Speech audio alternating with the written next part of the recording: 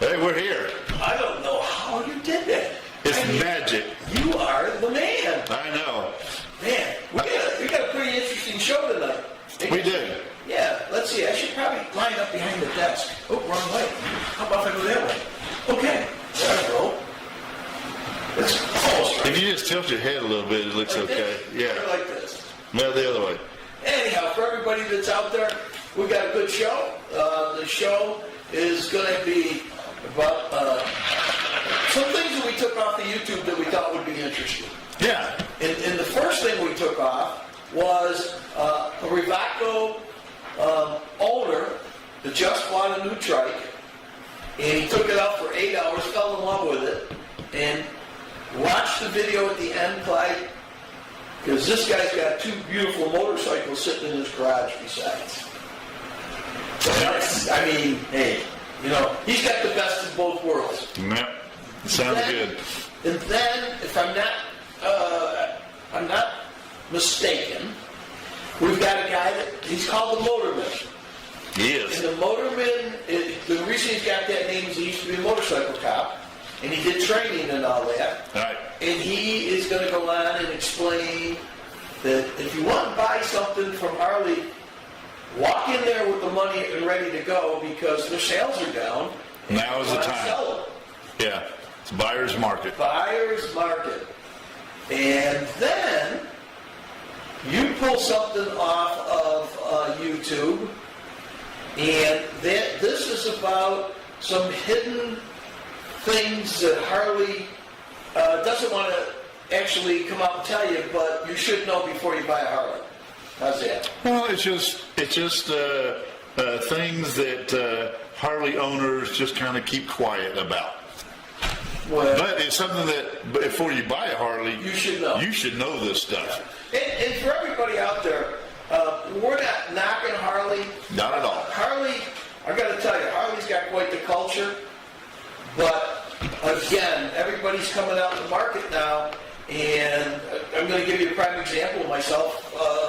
I'm looking at a Suzuki C90T Cruiser, which, if it was a Harley, would probably cost me about another $14,000-$15,000. So, you know, this is just something that if your ego is not as big as mine, you don't mind going out and getting something else. So that's what we got. So you've been pretty busy today because I got all sorts of stuff. I got to go on the road next week. Yeah, I've been on the market looking for a trike myself. Yeah. It's a new Schwinn. It's a Model 22A. It's got the little streamers that hang down from the handlebars. Now, are Very you cool. going to hit the handlebars or not? Maybe a little. Maybe a little? Yeah. We'll have to raise up the handlebars. Yeah, we're going to have to modify it a little bit. Yeah. It's $75, so I'm saving my money. Are you? Yeah. Well, I'll tell you what. If I make any sales when I'm out next week and the week after, All right. I'll get it for you. Cool. All All right. right? How's that sound? That sounds good. You can't beat that. No. So, hey, the weather's been really good here. Man, you cannot, for the last month and a half Yeah. or 2 months, Yep. it's been just beautiful, blue skies, maybe one or two kind of cloudy days, and it's just been gorgeous. I mean, it might get a little cold at night, but what did it get today, like 74 or something? Yeah. 75? Well, I worked at the golf course this morning. When I got there, it was about 41 degrees. Okay. And by 10:30, it was up into the high 60s. Yeah. And then at 12 o'clock, it was like I was sweating. So that's what we got. Yeah, I'm looking at the weather, and Friday and Saturday we got a little bit of possibilities of rain, but then after that it's just, again, highs in the upper 60s and cool at night. Yeah. Loving it. Well, I got to work Saturday, but I got an easy day Saturday. Okay, what are you going to do? Well, I got to work at the golf course. Yeah. But it's a tournament, a club tournament. So club tournaments are pretty easy. We go there. You know, all I do is sit there and watch them play golf. Yeah, because they know what to do. Yeah. You're not going to have any stragglers or So everybody's on goofballs. time. Yeah. Everything's working fine. Yeah. But today was a tough one on me. Yeah. I had two carts. The They're older cars. We're getting new ones. I was worried that you made them break down because you had a little issue last week too. Yeah. Well, no, I broke one. Yeah. Well, let's not go there. Okay, we're past that. Yeah. Anyhow, some of them we catch before the people get down. Like I had two ladies that were getting ready to tee off. And they were on the driving range and they backed up. They tried to back up and it was dead. And I could see it, so I sent the cart guy over. They gave them a new cart. They were fine. So we caught that one right away. And then I just towed it down to the barn and we tried to, charge them up. But I had a guy and his son, and the son was probably about 14, maybe a little younger. Anyhow, they were out playing, and at a certain time I go out and I start rangering. I stop starting and I ranger. And I'm on hole number 5, which is the one we saw last week. Yeah. And all of a sudden I see this guy and he's not moving. So I pull up and I go, you got a problem? They go, yeah. So I call up on the radio. I said, I need a cart over here on hole 5. No problem. The cart comes. We load all our stuff on. We hook their cart onto my cart to tow it back to the barn. Did you get up to 95 miles an hour going down the hill? We were going backwards. Oh, no. Yeah. So I got to the point where there was 4 guys coming up, and the 4 guys, I said, hey, any chance you guys could help? So the guy that brought the cart, I had him, he was a cart guy, and those 4 guys and me, I'm on the gas, and all you can hear, So your golf cart just didn't have any, no power to pull it up. no gumption to get it up the hill? Not those hills. Yeah, what we saw on number 5, it was like Yes. 45-degree angle. Well, we finally got to the crest, and once I got to the crest, then we made it back. We took the road back once I got out. But I had visions of being there till about 12 o'clock tonight. So anyhow, that was that. But it was, then I couldn't get it off. They hooked up. I couldn't unhook it. It was like, bad day today, so. I've kind of had that this week myself with Travis and I did the brake job. Man, we're going to knock it out in about 3 or 4 hours. We ate lunch, we started about 1:30 in the afternoon. We finished at 10:30 at night, and it kicked our ass. But we did. Oh, that's crazy. At least I got a concrete driveway. You got a stone driveway, so that's got to be the worst to work on. It was, I got a gravel driveway, and so pulling the big jack through there, and we had to make a 2x12 bottoms for the jacks that you put under the car, because otherwise they just sink in the gravel or they tip over.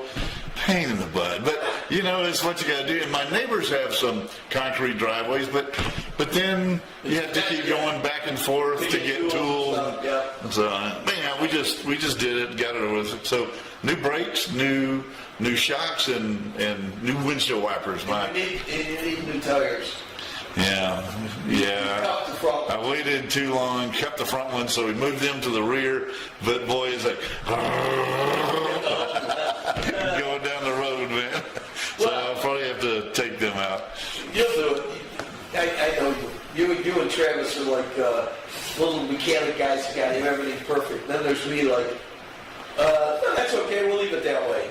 No, you won't. Well, I was telling you that the brakes have changed since, I did all this stuff back in the 70s and 80s because you worked on your own stuff back then because even now I don't want to give it to the dealer. It's too damn expensive. Just to walk in's $100. So at least Travis knew all the new stuff about brakes that I didn't know. I haven't seen that before. Yeah. And so it was all good. It worked out good. Well, that's like the guy that did my watch. Okay. Yeah. He had an old Javelin. I might have told you this yesterday. But he had a little bit. Javelin with drum brakes, and so it was running, so he decided to take it for a ride. The drum brakes locked up. He goes, you forget about things like that. My father had a big old Chrysler 360. Man, I would take that thing out, and it's just, whoa. But the problem is, I'd be running it, and after a while, the brakes don't work anymore. They're drum brakes. They just get hot, and you put on the brakes. You just slide. You just coast. Just coasting around, coasting through the lights. Nothing serious. Oh, it was scary Mary. But that was in the old days, so. Yeah. Well, we're going to talk about a Rewaco tonight. Yes. And this is the GT.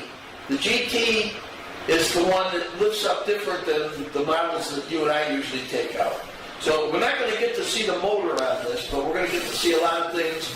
And the guy that bought it really surprised me. Did a good job on it. I just don't know his name. Okay. Well, maybe somebody in the Rewaco Owners Group will let us know. And I saw on his plate he's from North Carolina. So he's not too far away. Okay. All right? I just don't know where in North Carolina. Yeah. So if you're ready. I am ready. You got it set up? Yeah. Yeah, we're ready to go. All right. Go ahead. This is the RF1 GT. It's a Mitsubishi 140 horsepower turbocharged 7-speed automatic with reverse. Well, I took this video off of YouTube and I hope you enjoy it. This is an actual owner and what he thinks of his new Rewaco trike. All right, I wanted to show you guys my newest addition, my newest bike, which is a Rewaco. Let me look and show you how it's spelled. Well, you see it on the top. It looked like it said Rewaco, but I was told it's pronounced Rewaco. It's German made. Whoo, wind blowing. It's German made. Check out the back of it. It's got a Mitsubishi engine in it. Just got it.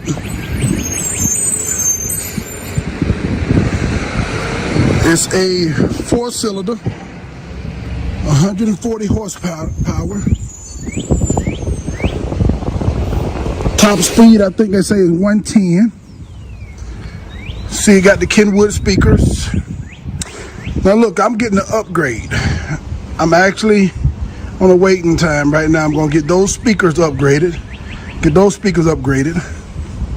You see, it got the little cart here, the little side case here, pocket. Well, I'm gonna get speakers here and there, and I'm gonna pop the trunk and show you the trunk space.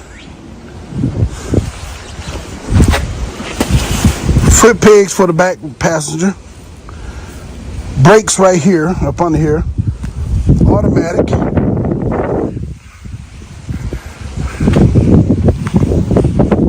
Look at that wheel on the front. It's a big motorcycle tire. So I'm gonna unplug, I'm gonna pop up the trunk. Here's the key. Can't really see it. And what you do, you hold that trunk down for about 5 seconds. Now it looks like it lifts up from that end, but it don't. You come around the back end and actually lift it up. It's a nice space in there. And then your engine is in there. So it's nice for my wife and I when we want to travel. That's what I bought it for. We want to travel. We actually rode on it for 8 hours Saturday, 2 days ago. Y'all don't know that day. I think I put about 350 miles on that Saturday. Back hurting today, but it felt good. It felt good totally. These are my other 2 babies in here. That's my Road Glide. Harley, 2022. And then that's my first baby right there. Well, it's not my first. I've had 12 bikes, but this is the 2021 Indian Challenger Black Horse. But that is the newest to the fleet right there, the Rewaco. I'll be making some more videos, riding videos and stuff real soon. I just wanted to show y'all the newest edition. Well, there you have it. A proud Rewaco owner. I wish I knew who he was. I didn't get his name, but you can catch him up there on YouTube when he puts his new video up. Rewaco USA is looking for dealers. If you're interested, contact Hank at RewacoUSA.com or call 407-929-1713 and leave a message. How about that? Man, that was a good-looking trike, and I want to know where he had the plates done on the bars, because that looks really good. Yes, it yeah. did. You said you thought that Rewaco sold them. I thought so. And I thought that Rewaco could get them done, but I thought Manfred did them down in the House of Trikes or something. So I'd be curious to find out where he got that done. That'd be something else from the Rewaco owners group, and maybe we get a hold of this guy and ask him. Yep. Because that'd be. The other thing is you can talk to Flo, say, hey, Flo, did you see the show? And did you see those boards? We want to know where they came from. Yeah. So I'll let you talk to him because I know you miss talking to him. Well, But, yeah. I mean, that bike looked sharp. That did. That looked. Okay. We got to talk about the GT thing where I've always shied away, and I would talk to the dealers, make sure they know for your service guys. Yeah. Because it's very important for the service guys to know this, that body, you know, it doesn't. It's all solid. It doesn't hinge up like the ST and the Pure Touring. Yeah. So it is a full body, but you have to take that off. But guess what they're doing on the 2024s that I've heard? Okay, I'm going to guess. They now have shock lifters so it lifts up. That's what I've heard from Simon, and I think they did a post or something about it. I can't remember where I saw it. We'll have to see if there's something out on it. If there is, we'll put a video on. But I heard now the GTs have a hinge with shocks to where it's heavy. easier to open and then come down without killing anybody. Yeah. So I can't wait to see that, because that just totally eliminates the problem with the service guys having a hard time getting to it. It's not a one-man lift-off. No, it's just, and get in there. So that's awesome. I like that. That's the nice thing about Rewaco, is that basically all the models except for that one, I mean, it lifts up and you can work right on it. And if you want to take the back part off, there's only 2 screws back there that hold it down that you can unhook and then take it off. Take the body off if you want it out of the way. Now, I did talk to some guys that were looking at our trikes and looking at the GTs, and I said, okay, I just want you to know this before you buy it, that, you know, this is a full body. And he goes, and most of them would tell me, I don't care. I don't work on it. Right. It's like they don't care. So, you know, to be honest with you, if you buy a Harley, you take it to the Harley shop. If That's you buy right. an Indian, you take it to the Indian shop. If Yeah. you buy a Honda, you bring it to the Honda shop. So, you know, what's the difference? You buy a Rewaco, you take it to the dealer, or one of their. That's the nice thing about Rewaco. You can take it almost anywhere if there's not a dealer close to you, and the dealer gets reimbursed straight from Rewaco. USA. Yes. So, and parts get out. And they've done it many times. Yes. Well, how about the one guy I picked up? Yep. And brought him back to Fort Myers. He was going that way, and I took him there. But it's really, really kind of neat. We got to get some more dealers out. And like you said in the letter that I saw today, we want to get dealers. We do the East Coast. We want to have at least one dealer in every state. And I think once we get one, and we give them about a 40 to 50 mile radius so nobody can cut in at them. Right. But it's not like you go to a dealer and all of a sudden, next thing you know, the next street over, they're selling basically slingshots, or they're selling Can-Ams. This way here, you got a pretty close market.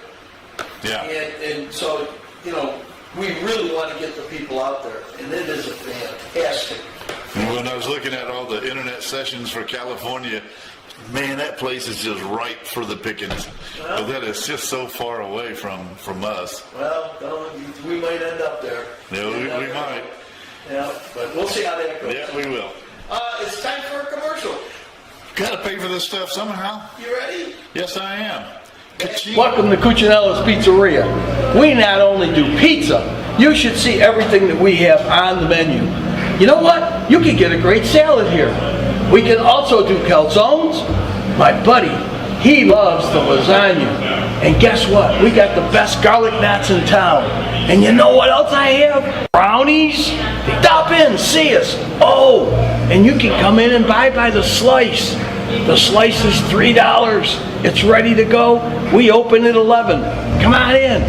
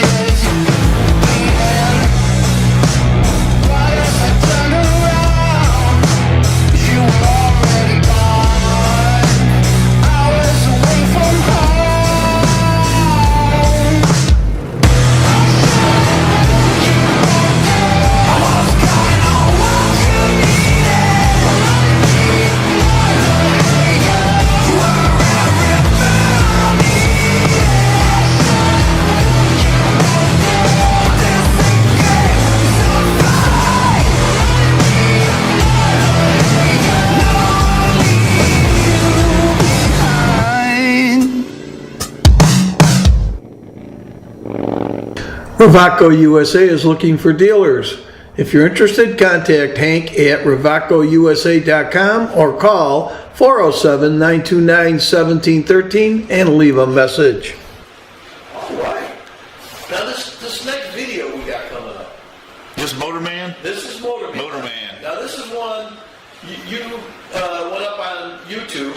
I get, because we're looking at trikes and Yeah. the Rewaco, so I'm getting all kinds of motorcycle stuff, and when I see something interesting, I think we're going to start Yeah. posting it up here, especially this, because this guy talks about Harley's problems, but it's the same exact problems that you, myself, and Travis run into as dealer developers, because everybody's in the same boat right now, Yeah. and it's just a tough sell. It's not because of the Rewacos. No, it's Everybody loves the Rewacos, loves them, but it's just the dang economy, and everybody is stocked up with motorcycles. Inventory up the wazoo.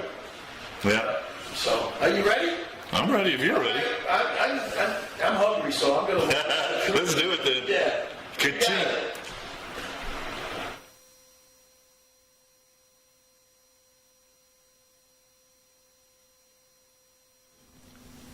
Hey, Motorman here. If you just wandered on this channel by some strange twist of fate, you have no idea who I am. They call me the Motorman because I'm a former motor officer and motor officer instructor. I'm the guy who brought the motor officer techniques to you, the average person, via video. I started back in 1999. If you want to learn the motor officer techniques, I'm your guy. I'm the first guy who ever did this. And today we're going to talk about Harley-Davidson sales, which I just read an article. They're down 16% over the same period last year. The strange part is CVO models are up. Sales are up 25%. Makes no sense that the most expensive models are doing very well, and the regular models, which are admittedly expensive as well, sales are down 16%. So what does that mean for you? Well, right now, dealers are overstocked with motorcycles. You go to any Harley-Davidson dealership, and they are filled with bikes. The exact opposite of what occurred about a year and a half or 2 years ago, especially during COVID, where they couldn't get enough new motorcycles. There was, because of the supply chain, they couldn't get the chips or whatever was needed, so bikes were sitting in warehouses. They couldn't deliver them. Now it's the exact opposite. In fact, at the end of 2022 model year, they started sending all kinds of motorcycles to Harley dealerships and other brands as well. In fact, just about all motorcycles, at least here in Florida, from what I've seen, and I do check this out, all motorcycle shops are filled with bikes. They've got side-by-sides, they got ATVs, you name it, they got all the motorcycles and ATVs they could possibly need. And the same is true with Harley-Davidson. When I was over in Daytona, I saw that dealership, I mean, just jammed with every color, every combination, every model. They've got the bikes. And the same thing with Newport Richie and up in Crystal River and Gator Harley Davidson. They got all the inventory. So what should happen, generally does happen, when you've got a lot of inventory and sales are down, the price has to come down. It just makes common sense. You would think common sense isn't very common, but that's how it should work. So the days of dealerships getting $2,000, $3,000 or $5,000 over MSRP plus a $1,500 dealer fee, they should be over. I'm not telling you that that's the way it is, but it should be that way. So if you're looking for a new Harley Davidson, this is the time to bargain. This happened back in, I think, 2009 or so, when the economy had gone down and dealerships had plenty of motorcycles. They were discounting them. Now, Harley Davidson can't advertise any price under MSRP. In fact, you never see a Harley Davidson advertised. They never mention price, but it cannot be below MSRP. But of course, the dealership can do whatever they want. If they want to lose money on a new motorcycle, they can do it. If they want to make $500 profit and that's it, they can do it. But they can't advertise that price.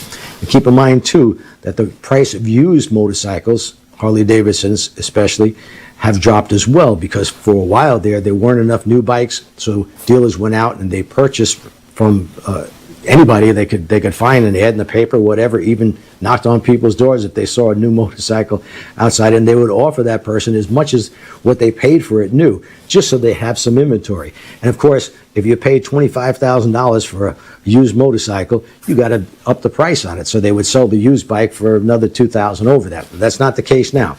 So if the new motorcycle gets discounted, you can bet that if you got a trade-in, that it's not going to be worth what it was a year and a half or 2 years ago. They're going to give you less for that. It's the only way they can keep in business. So keep these things in mind. If you're looking for a new bike, it's a buyer's market right now, not a seller's market. If you got a trade-in, you're probably better off trying to sell it on your own. In fact, you're always better off doing that. But if you decide to trade it in, you're not going to get as much money as you would have a year and a half ago, and that's just economics. If they lower the price on the new vehicle, the used vehicle of the same make and model is going to be worth less. But it is a buyer's market. I'd shop around. If I was looking for a new Harley Davidson right now, I'd go to several dealerships. But when you go into the dealership and they have the bike that you want, when you make them an offer on that bike, you got to be able or ready to purchase that motorcycle right then and there. If not, if you go in and tell them, look, yeah, I kind of want a white Electra Glide or maybe a black one or a blue one. I really don't know what I want. I'm just shopping around. You're going to get nowhere. You're never going to get an actual price. You got to be ready to buy when you walk in the door. So check the internet, make sure they got the model that you want. Go to that dealership. If they can't meet your price, go someplace else. A lot of these places now are owned by car dealers, and they're used to this type of bargaining. Talk to the manager, and I got to bring in a closer, whatever it is. All the games that car dealers play, they're now doing with motorcycles, and it's just the way it is. Anytime, especially if you have a trade-in, there's never going to be a fixed price on anything. So I hope you learned something, and I'm going to put that article, or link to the article underneath this video if you want to check it out, that says that sales are down 16% for Harley, and like I said, it's probably down for all motorcycles. Till next time. Don't go away just yet. Right now here in Florida, it's the best time to ride. Average temperature is about 75 degrees. In the morning, it's in the high 50s. It's the perfect time to take a ride like a pro class. And if you want to fly down here to Florida, rent a car up the airport, ride up to my class. I've got an Electra Glide or a Sportster that you can rent and take the class. The class is only $150. To rent the motorcycle, it's $125. And just go to ridelikeapro.com and click on Classes with Motorman. We will change your riding life forever in about 4 or 5 hours.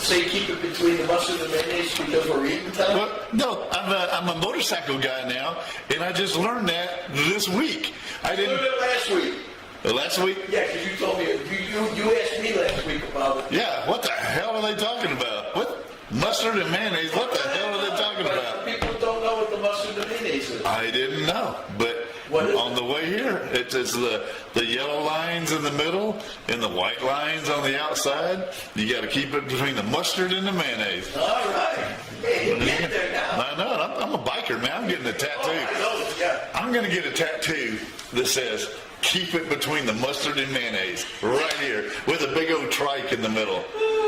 Yeah, Rewaco trike. Well, I'll tell you, you can do it. I'm not. All right. We're going to get it done. I'm not getting any tattoos. No, yeah. The show. I'm going to get one of those little ring things, too. It's going to hurt. Maybe I may not do that one. That looks too painful.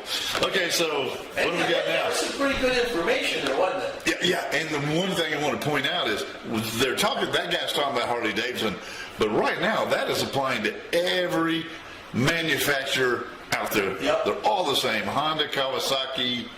Yep. Name another one.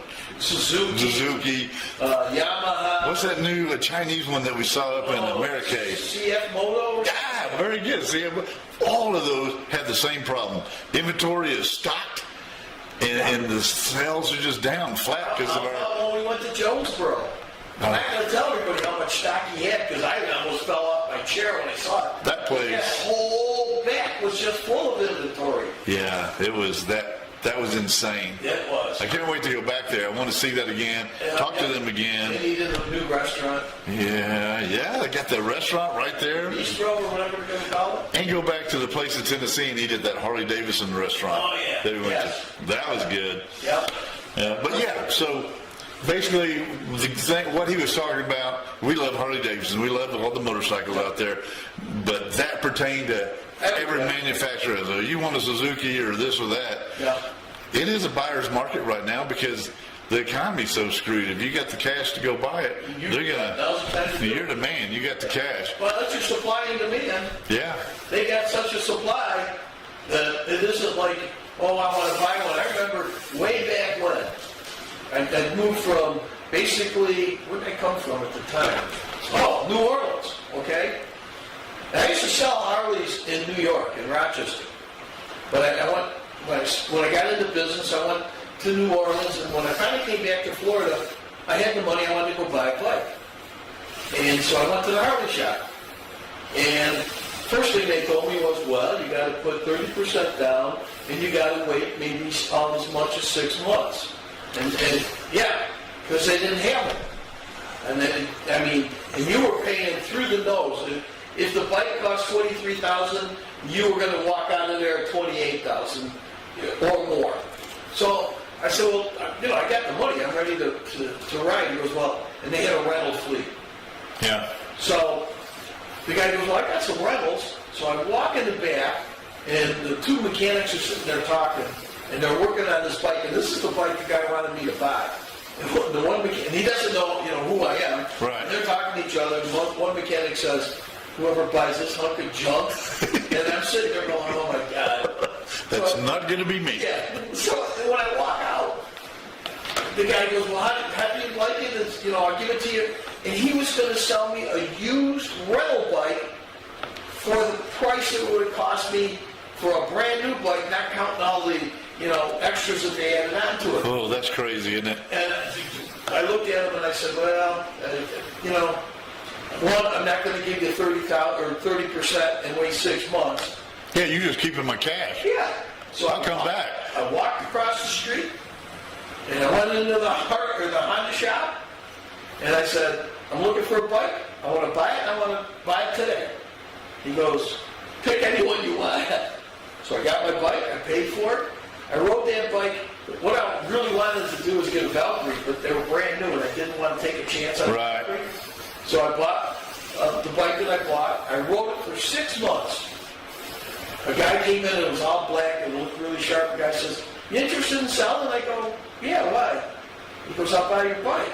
So he bought my bike. I went back to the Honda shop and bought a Valkyrie, and I ended up having 3 of them. So Well, that's cool. that's the way it is. But yeah, if you're out there, again, it doesn't matter what brand it is. They're loaded. So you need, now's the time to go. As a matter of fact, I'll be in Florida probably next Friday. No. Yeah, maybe Friday. Anyhow, I'm going to go visit some dealers on Friday. And there's one dealer there that has a bike that I hope it's still there when I get there. But I'm going to go look at it. And if I like it, I'm putting the money down and I'm going to rent a trailer and take it home. Okay. So just so you know, you can see my new bike. All right. I know that I'll be all happy and excited because I see all these people now riding, and I'm just feeling bad. Man, it's been beautiful motorcycle riding weather. It's just been gorgeous. The day I buy it, it's going to be in the 30s for It's going to start snowing and sleeting. Oh, That's perfect. all right. Just perfect. I've been known to ride in the snow. But you'll have it for when we start getting beautiful again in March, April, or whatever. Yeah, I'm looking forward to it. Yeah. And you're talking about renting motorcycles? Yeah. I saw a post of Rewaco. We now have a place in Fort Lauderdale that's going to start renting Rewacos. And I'll talk to you about this after the show, but I'm going to go see the guys at LJ. Okay. I'm going to give you that one offer that you and I were talking about, but I'm pretty sure they're going to be a rental place also. Oh, nice. And if they're rentals, I mean, can you imagine coming up here and renting one of those and then driving in the mountains? You know how many times you and I have talked about, if we were going to do a business here locally. Oh, yeah. That's what it would be. I think that's what it would be, too. Yep. Because, okay, let's say you've got a Rewaco. To me, it's just safer. Oh, yeah. And we already know that we've had 2 Rewacos in the last 6 months that have been in wrecks. Yeah. One guy got rear-ended, Yeah. and one guy had a teenager or something T-boning. Right. And wrecked the back end of his. Well, of course, the guy that got rear-ended, that wrecked that. Yeah, they did a job. Really bad. Did a job on that. And the one from the side just really tore up the back fender. And I don't know how bad the damage. It might have. I don't know, but it's messed up. But guess what? Nobody on the Rewacos got hurt. Yeah. Now, I think if you're on a motorcycle, or I think somebody's going down and sliding somewhere. Maybe one day we'll go up on YouTube and show what they call failures on motorcycles, where they're going through. I can't watch some of just failures on motorcycles. Some of those I can't watch. The guy wound up in the lady's back seat. Yeah. I will tell you, and for everybody out there, number one, you should take a safety course, and number two, don't get a bike that's so overpowered that you can't handle it. One day, this was it was happening in Kissimmee, Florida. I was going. I don't even remember where I was going, but what happened was it was a 4-lane high, 2 lanes on one side, 2 lanes on the other, and I saw this guy. The light had changed. And he was on a crotch rocket, and he just got on it, and it was a gas station. And the person made a left turn into the gas station. This guy was sticking out of the back window. He not only died, but the driver got killed too. Yeah. And I mean, I sat there at the fire station. That's a horrific crash, man. That is. And that's what people don't understand is you can have the fastest bike in the world, but it's got to stop sometimes. Yeah. You just got to be careful because people don't look anymore. Yeah. They just pull out front. Got to be super safe, super careful, because things happen so fast. And of course, the faster you're going, the faster things can go sideways. You know, I'll give you an example. We were going to Blairsville, Linda and I, the other day, and I'm in the passing lane, and I'm going along pretty good. Somebody in a brand new Lexus pulls out of the church up there and pulls right. Now, the slow lane is wide open. Who's in the passing lane? And now the passing lane, the minimum 65. Yeah. They were going about 40. Yeah. And I mean, I was right on their butt, and then I had to pull around them and go by them. And my wife goes, "Well, you know, I'm glad you weren't on your motorcycle." Hey, I was in the car and somebody did this. So what the heck? We nearly died in the car. Yeah. Yeah, much less, but she is right. I got to get you moving here, so I know, we have a commercial. Oh, it is time for that. You ready? I'm ready. Bang.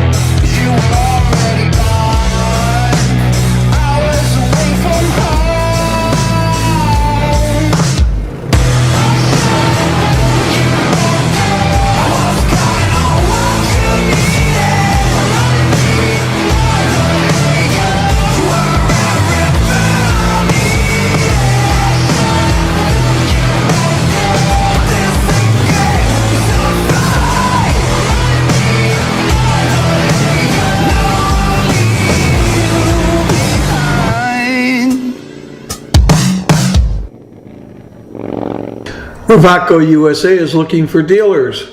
If you're interested, contact Hank at RewacoUSA.com or call 407-929-1713 and leave a message. Outstanding. Rewaco USA. You know, how come when we do commercials we don't have good-looking girls? We're going to have to work on that. We are.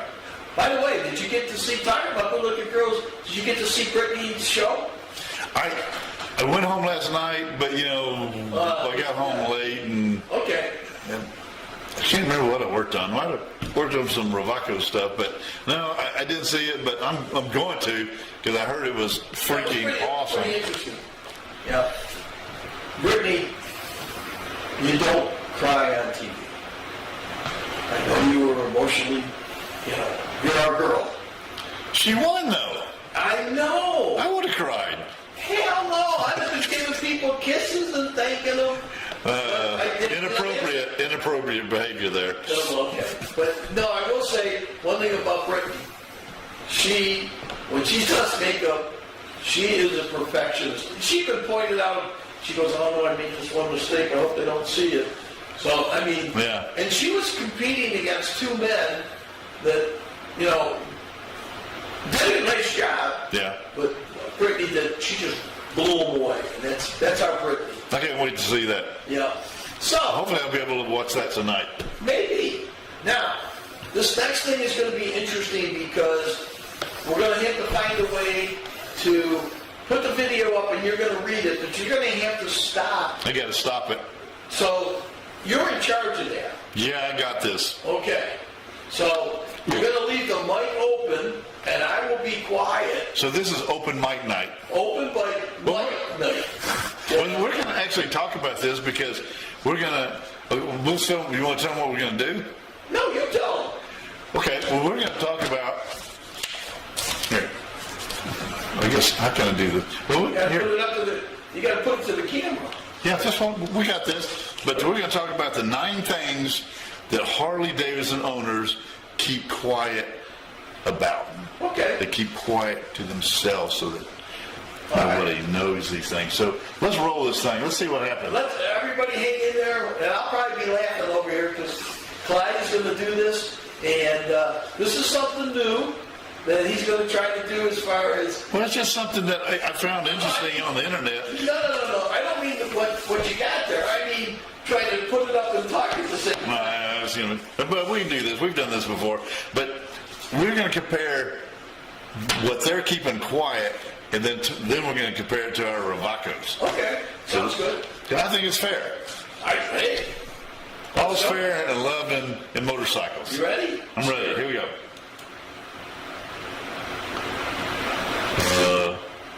Okay, let's just hold up a minute.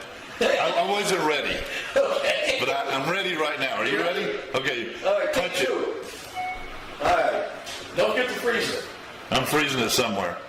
Okay, so we're freezing that because I can't really tell where it goes to the end of the page. But yeah, 9 things Harley Davidson owners keep quiet about.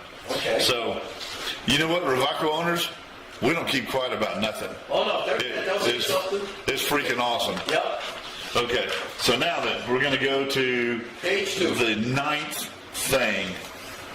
The 9th or 9th? We're starting at 9. We're doing a countdown from 9 down. The number 9th thing that they talk about is in here somewhere. So let me pause this, baby. Okay. Davidson maintenance can be expensive. Can be expensive.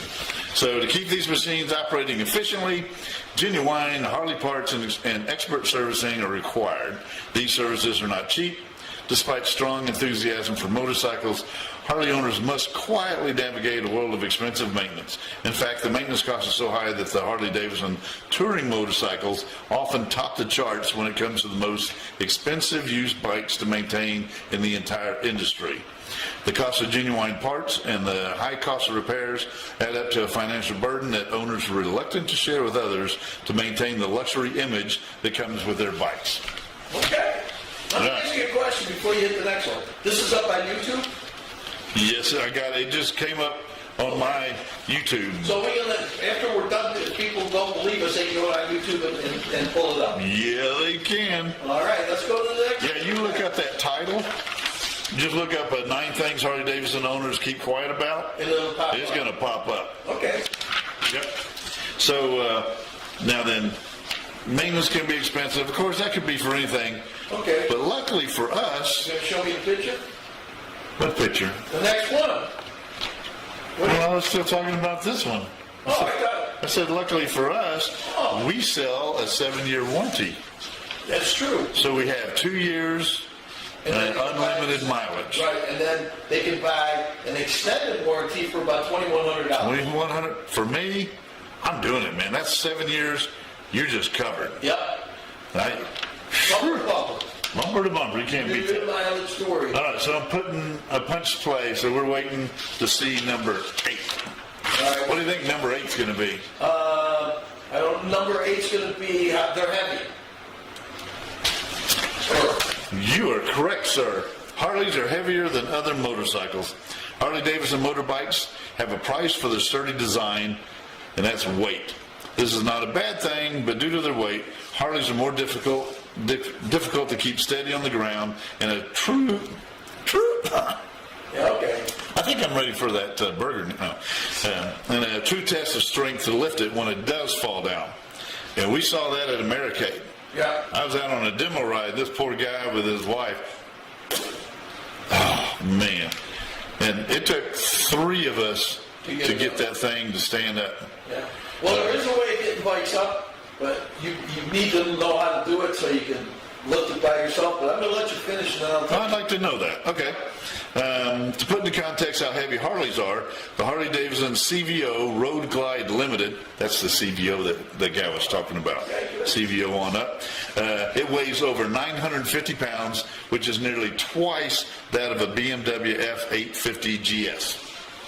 So anyhow, even though they're proud of their bikes, Harley owners frequently downplay the physical strain these vehicles put on them. Nevertheless, they persevere through these difficulties quietly and unwaveringly, choosing not to let the burden of their bikes overwhelm the pleasure of riding. This quiet tenacity is evidence of the persistent commitment of Harley enthusiasts who literally and symbolically carry the weight. Man, that's a mouthful. All right, let's punch the button. Okay, well, before you go any further... Yeah. Oh, talking about the weight? About weight. Talking about my weight? No. But thank God. That would add, boy, they'd be way over. Yeah, we're hitting the limits. But basically, that was one of the reasons my Triumph was almost 900 pounds. Yeah, that was a whopper of a motorcycle. And it got to the point where I just couldn't handle it anymore. I mean... Well, you're in Blue Ridge. With a bad knee, you go down, you put your knee down, and if your knee buckles, you're down. You're going down. You know what I mean? Plus, you're in Blue Ridge now. Yeah. It's not like straight squares like in Florida. That's the other. Now, I will say the one thing about Harleys, even though they weigh a lot, they do handle well in the mountains because they're lower. Okay. But my Triumph, when I was in the mountains, it had so much torque that if you downshifted and then you just touched the gas, that sucker was flying through the curb. You were like, oh, please God. Please stay on the road. Donnie Gibson to say hello. Hey, Donnie. Something about the pizza. Pizza and ice cream. Looking good, guys. Oh, yeah. All right, Donnie. That's a breakfast of champions, and we're eating it for dinner tonight. Yeah, we got it. All right. So what's your next one? Is that the one with the heavier? So we got to hit the play button until we wind up on the next one. Maybe I should have made it.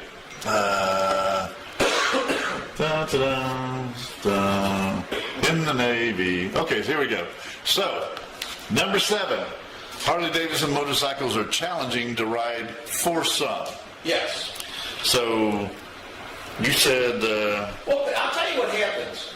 And then you can read this whole thing. Uh-huh. But Harley has such a following that everybody wants to own a Harley sometime. Oh, yeah.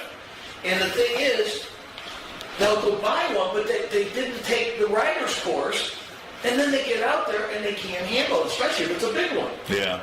So go ahead and tell me about it. We even at some of the dealers we visited, some of the guys, the customers, they would talk about how they're ridiculed by their family if they don't get a Harley. Because, everybody else has Harleys. You better show up with a Harley. Right, or they might not let you ride it.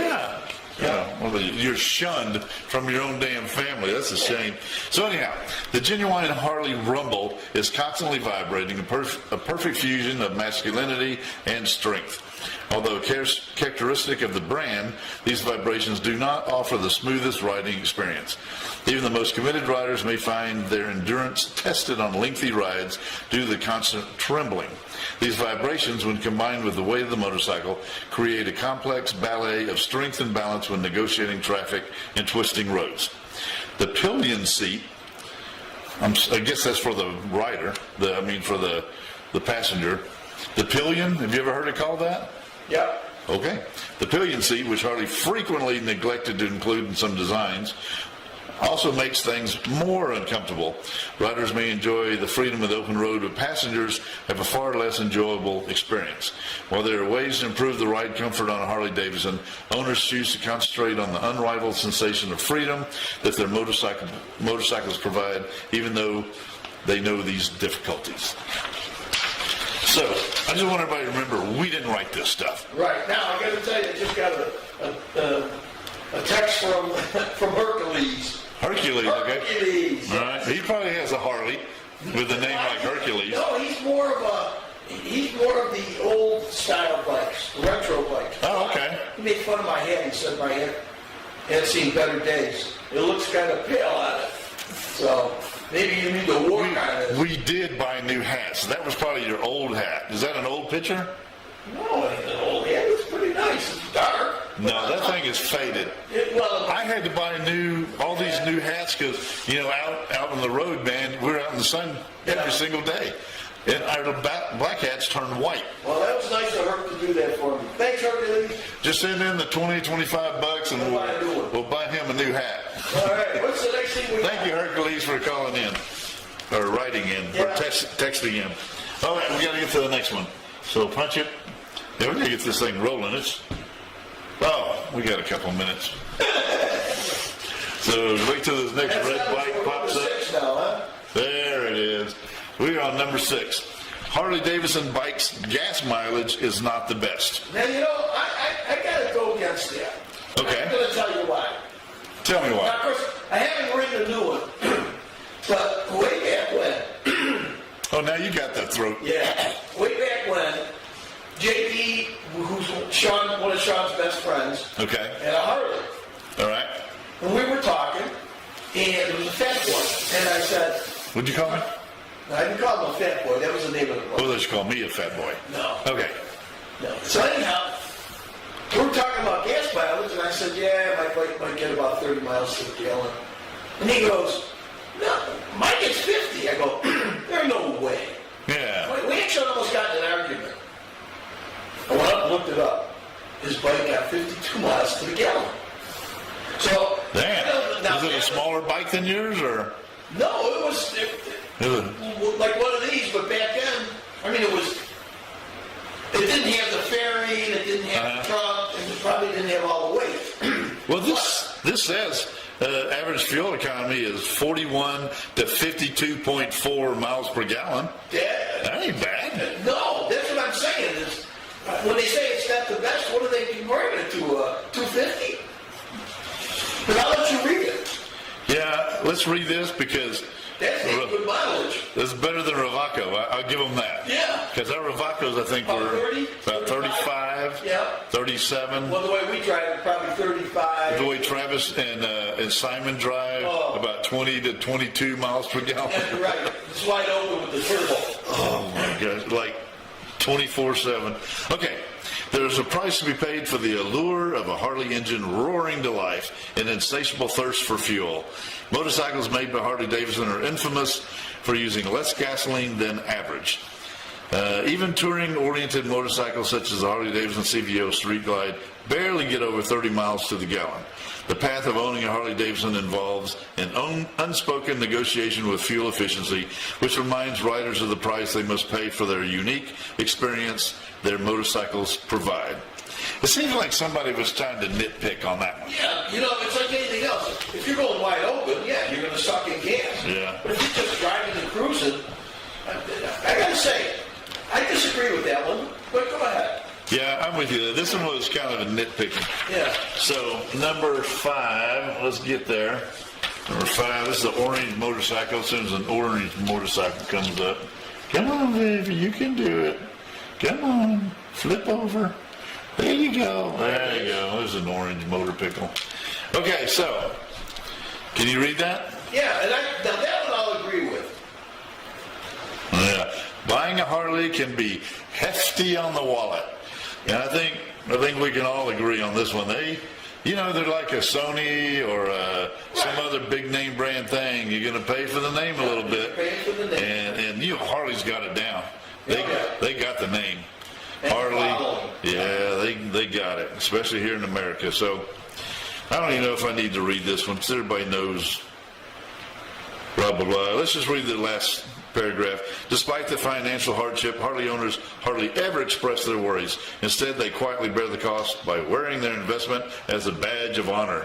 The silent determination to preserve the image of luxury and the spirit of freedom associated with Harley ownership becomes an intrinsic part of their identity, demonstrating their unwavering dedication to the brand. And I believe that with every bone in my fiber in my, well, never mind. Anybody that rides a Harley, they're going to have Harley boots, Oh. Harley gloves, Harley jacket. I mean, Harley shirts. The girlfriend's going to have all Harley. Apparel is outstanding. Outstanding. Yep. And all the Harley keychains and they got everything. Yep. So yeah, they got it. They got it down. So yeah, you got to pay a little bit more, but if that's what you want, Okay, let's go see. that's what you get. All right, we can talk about it until it comes up here. Harley Davidson handling isn't a strong suit. How do you feel about that? You know what? I've ridden many motorcycles, and I got to say that Harley handles pretty good. I mean, yeah, they've got some faults, okay? They do it, sometimes they have what they call the death wobble, and that's where the front wheels start shaking. Yeah. I've seen that on other motorcycles. Yeah. Then it kind of also depends on your road condition, also just little contributing factors to get it going. You know, how much of an experienced rider you are. But I've seen that on YouTube all the time with the motorcycle fails. And I'm not talking about Harley Davidsons in particular, but just motorcycle fails where they're going down, all of a sudden they're like, woo, woo, woo. Yeah. But they're usually doing something squirrely. Yeah.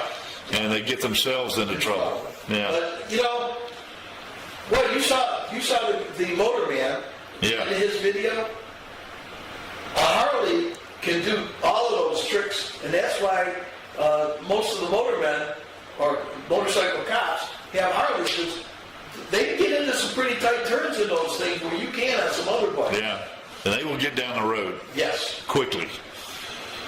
All right, I'm not even going to read this because I don't know if I even agree with this one. Okay. So we're going to say that Harley Davidson handling isn't a strong suit. Well, However, also not their weakest suit. Yeah, exactly. They mentioned a Triumph Rocket 3. Isn't that what you had? Yeah, what does it say about that? It says, they embrace the slow, deliberate motions that define the rides as they learn to maneuver through handling challenges. Contrast this to something like a Triumph Rocket 3, and you'll see how lacking Harleys are in handling. Instead of considering these restrictions negative, they perceive them as a unique quality that enhances their Harley experience. Well, what I can say on that is the Triumph Rocket 3 has all the weight down below. Uh-huh. I mean, their flywheel is probably weighs 100 pounds. Okay, I mean it's huge. When they build the Rocket 3, Right. they don't have a guy put it in. They had to have a machine. Lift it over and get it over there. I mean, but you know what? If I was in the mountains, I'd take a Harley over the Triumph Rocket 3, and I'm sorry, just because of the torque. Yeah. But I gotta say, I kind of lean that Harley handles pretty good. That's my opinion. Like I said, we looked at a couple that we were looking at, like for us to maybe someday in the future get, and because like, okay, I'm not you, but me, and like old guys like me, just getting your leg over, and I want to sit on it, and I want to be able to have both feet on the ground flat. not on my tiptoes, both feet on the ground, and be comfortable. And whatever, God, what was that we were looking at? It was low, but it was nice, big old. Are you talking about the Harley? Yeah. That was a Fat Boy. Was it a Fat Boy? Yeah. Okay. Because they're low to the ground, and they're really, to me, they're nice bikes. Yeah. I just can't see, and I'm not rich. You're not rich. Yeah. I can't see paying through the nose to go out and ride. That's just the way I feel. Yeah. You know? So, Okay, let's go to the next one. Hey, look, I can just cruise this thing over here. yeah, I'm surprised you didn't do that before. Whoa, you gotta go back. Well, There you go. I might have overstepped my bounds. This one here, yeah, this is a sour spot with Harley now. Yeah. Because they were always known as the American American. brand. That's it. Yeah, made in America. Yep. The whole thing, made in America. Well, not so much anymore, and we don't have to. Now, I told you I used to sell Harleys back in New York. Right. In Rochester. I had them when AMF bought Harley. Uh-huh. And that's when they went downhill as far as parts. Because AMF, they could care less about, the quality. They just wanted to get something in there and make more profit. Right. And finally, Harley had to buy them back from AMF. Those were horrible years. We would have brand new bikes on the floor, and every morning I'd have to go put an oil pan. I heard that from a bunch of Harley dealers. They talking about the old days where all they did was clean the floors up. Yes. I mean, it was, and AMF didn't give a damn about Harley. They Yeah. just looked at it as a cash cow. They make a lot of money. Another business deal, yeah. So that's where I think you start seeing where the Japanese and the Mexicans and the Chinese parts start coming in. And of course, nowadays, like on anything you buy, Yep. it might have had a piece come from here or there, but Yep. but just to make this shorten this a little bit, it says that Harley uses Showa suspension components from Japan, brake and clutch parts from Italy, wheels are imported from Australia, and electronic components from various Asian countries. But I bet you can say that like we talked about from about any car, motorcycle, anywhere. What did I say it was, CFM? Yeah, Moto? CF Moto. CF Moto? That's a Chinese company. Yeah. And they're selling those things dirt cheap. I wonder if that Chinese bike has some American parts in it. Wouldn't that be something? Yeah, that'd be pretty It's funny. an extra job. Yeah. Okay. Okay, so we don't need to go into that. But anyhow, Now you're down to number how about Rewaco? Our Rewacos are pretty much. Well, I'll tell you what they are. Number one, the engine's a Mitsubishi. Oh. Okay, so where do you think that came from? All right. The transmission comes from, I want to say Poland. Hungary. Hungary. Okay. Yes, Hungary. What's A punch transmission Yes. from Hungary. Right. So right down in there you got two components. But Major components. Major components, but I will say this. The Rewaco only makes trikes. So they made sure that everything they had fit in there. They didn't convert it into something. And they got the best of the best, the most reliable major components that they could get to put in these things. Yeah. That Mitsubishi engine, we talked to so many people. I got one of these in my whatever it was, and Lancer. my Lancer, I got 250,000 miles on it. Right. Yeah, these things are going forever. So that's pretty awesome. So what are we at, number two? Yeah, let's keep this thing rolling. So there's a little blah blah blah. Oh, insurance. Yeah, I didn't turn my page on. That doesn't look right, but I'm still on the old one. All right, I don't know about insurance. What do you think? Well, I'll tell you what. First of all, and I'll give you an example. When I owned my Valkyrie, okay, and my Valkyrie had more horsepower than the Harley. My insurance was cheaper than a Harley. Because a Harley, I'll give you an example. I crashed my Valkyrie. The insurance company came in and said, hey, I'll give you X amount of money, which was dirt. Yeah. And I said, I'll tell you what, I'll take it, but I got to keep the bike. They said, okay. So they paid me, I kept the bike, and that's when I made a custom job. And I really, you have a Harley? You crashed a Harley? They're not going to let you take it back. They're going to go, well, here's your money, and then they take that bike and they strip it down, and they sell all the parts off of it. Wow. See, but they don't do that off, they wouldn't do it off the Valkyries because there weren't that many out there. Because there's so many Harleys out there, and as soon as they go down, they're expensive to fix, so your insurance is going to go up. Okay. I heard some guys in the Rewaco world said that some of their insurance companies that they went to were giving them problems because they have a turbo. Yes. And yeah, we have a turbo, but it's not like something you see at the drag strip or something. You're not going to add 1,500 horsepower or something. It's like anything else. Shop around and find the best price that you can for your insurance. And in the Rewaco owners group, I'm pretty sure they had some guys mentioned, hey, go here because that's where you get your best deal. So that's good. Okay, next is this is the good one. The sound. Well, everybody tries to copy that sound, number one. The problem is that a stock bike versus once they get their Harleys, they're running straight pipes. They'll blow your ears off. It hurts. At Sturgis, I'm taking demos out. Our Rewacos, we're low to the ground. Those Harleys pull up right next to you. Guess what's right by your ear? The exhaust. And those guys, it's like explosions going off this far from your ears. I'm trying to. You're trying to cover your ears, but you got a helmet on. Yeah. Because we wear helmets. But oh my God, it hurt, Hank. It was just loud. And then not only them, but remember when we were at the Ace Cafe and all the crotch rockets they were redlining. Just redlining. Going over the rep limit. Why is that cool? Why did they do it? Why is that cool? Yeah, why? Because it's a cool thing to do when you're young. Yeah, I guess so. But doesn't that hurt the motorcycle? Well, sooner or later it's going to blow something. Something's going to blow. If you hold it too long, you know that the part's going to fly off of it.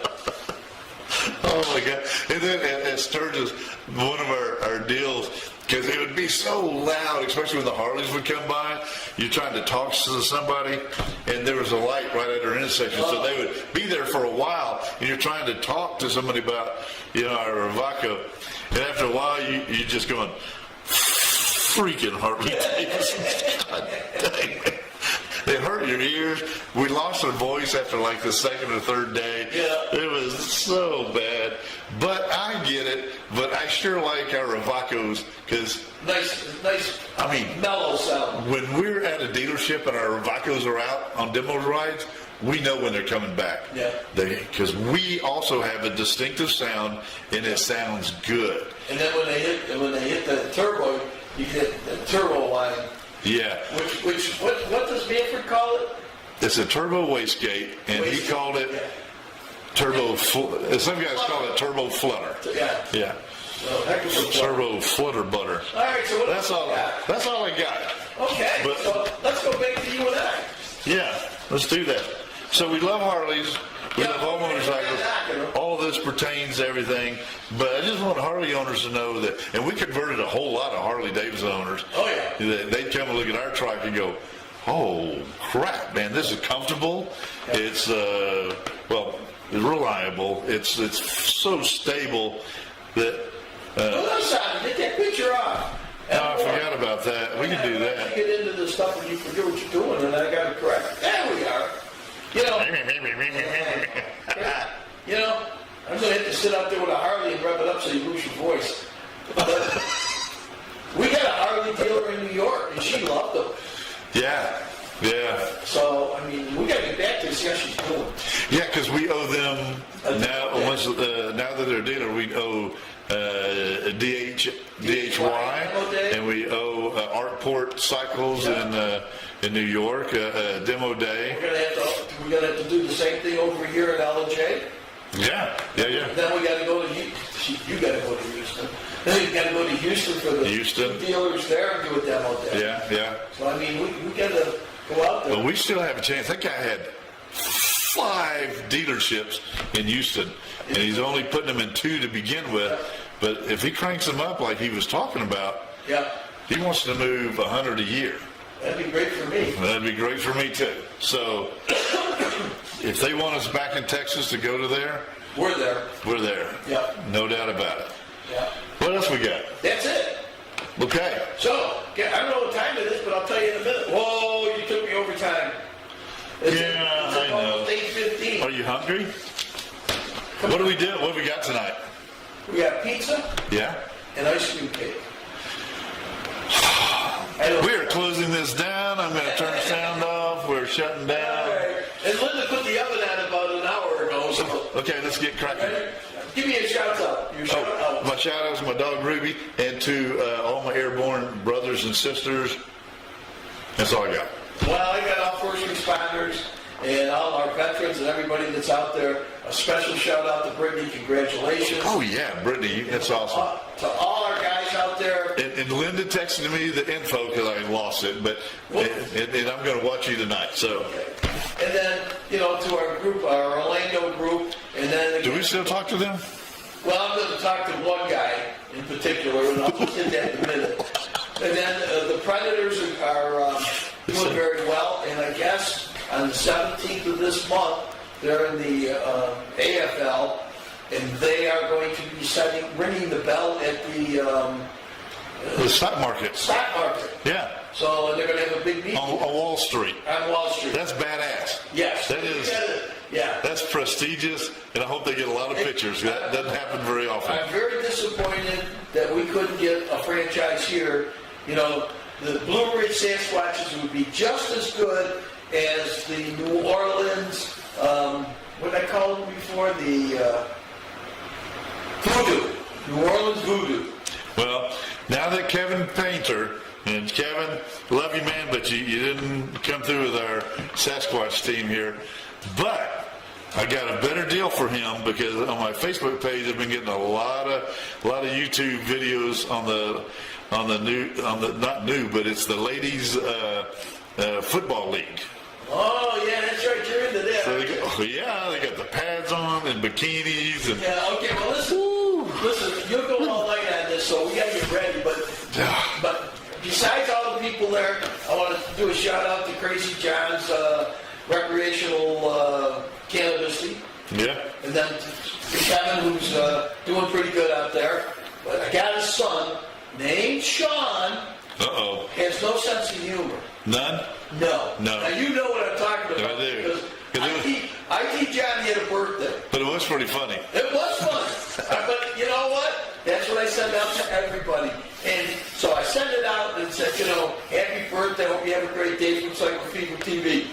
What do I get back? Hey, Dad, don't you know that IT works for us?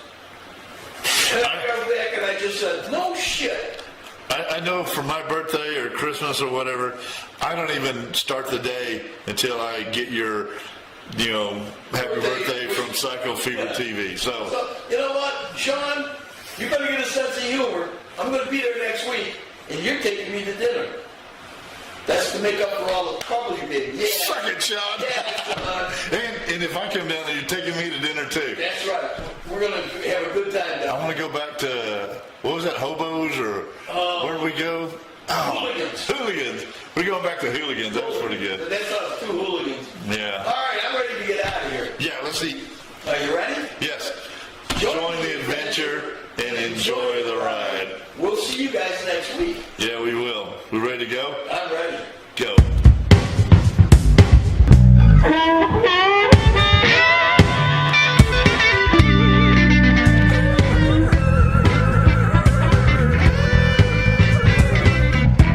Special effects provided by Clyde Deering of Cycle Fever TV. Thank you. Catch CFTV North every Wednesday at 7 p.m. on Facebook, YouTube, and Vimeo. So join the adventure and enjoy the ride. Check out Three Wheels and Us on Facebook and see what Clyde, Travis, and Hank are up to every week.